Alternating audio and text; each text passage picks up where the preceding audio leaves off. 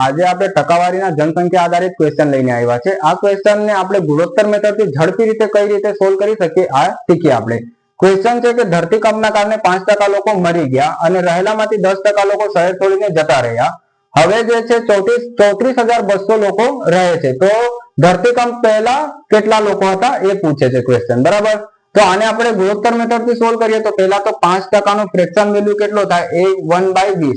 હવે આ 20 થઈ ગયો એટલે કે શરૂઆતમાં 20 હતો, ધરતીકંપ પછી એક લોકો મરી ગયા, હવે વધ્યા કેટલા? વધેલા। ધરતીકંપ પછી વધેલા કેટલા? 19 લોકો। હવે બીજી વાત કરીએ કે વધેલામાંથી 10% લોકો જે છે શહેર છોડીને જતા રહ્યા એટલે કે ફ્રેક્શન વેલ્યુ 1/10। હવે 10 લોકો હતા, આમાંથી એક જે છે એ છોડીને ચાલ્યા ગયા તો વધ્યા કેટલા? 9। આ રેશિયો આવી ગયો, આ લોકોને જવાના પછીનો રેશિયો આવી ગયો, બરાબર।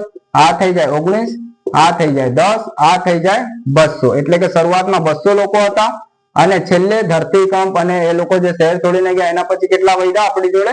171 લોકો વધ્યા। ક્વેશ્ચન કીધું કે ના 34,200 લોકો વધ્યા। 171 નો ડબલ કરીએ આપણે એટલે કે 342 થાય, બરાબર। આને 200 થી ગુણ દઈએ એટલે કે શહેરની જનસંખ્યા જે છે એ 40,000 હતી। શહેરની સ્ટાર્ટિંગ જનસંખ્યા કેટલી હતી? 40,000 હતી। ગુણોત્તર મેથડથી દાખલાઓ સોલ્વ કરવાની શોર્ટ ટ્રીક શીખવા માટે અમારી ચેનલ સાથે જોડાયેલા રહો। Thank you.